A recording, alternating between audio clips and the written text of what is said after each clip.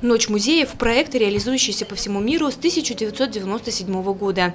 Первыми идею проведения ночных экскурсий выдвинули музеи Берлина. В Башкортостане данная акция проводится в 7-й раз. Сибай же присоединился к ней в 2013 году. В этот день, 20 мая, жители и гости города могли посетить историко-краеведческий музей дешевле, чем обычно. Помимо скидок был и бесплатный вход для тех, кто придет с атрибутикой советских времен. Вы сегодня, наверное, заметили, что многие научные сотрудники входят в красных галстуках. Мы сами подчеркиваем о том, что все-таки Октябрьская революция сыграла огромную роль в нашей жизни.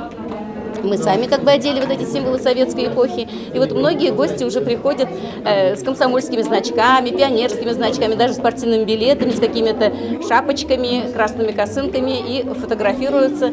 Поэтому мы очень рады, что эта акция вызывает большой интерес у наших жителей.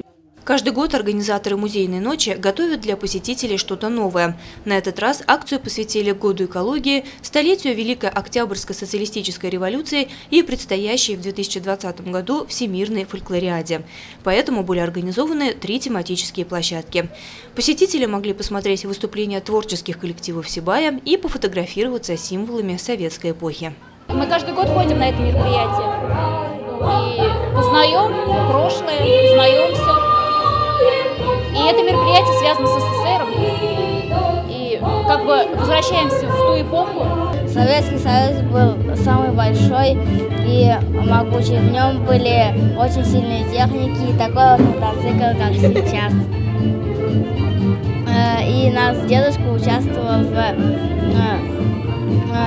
Советском Союзе, он получал медали. Очень закономерно, что здесь в музее прозвучала русская песня.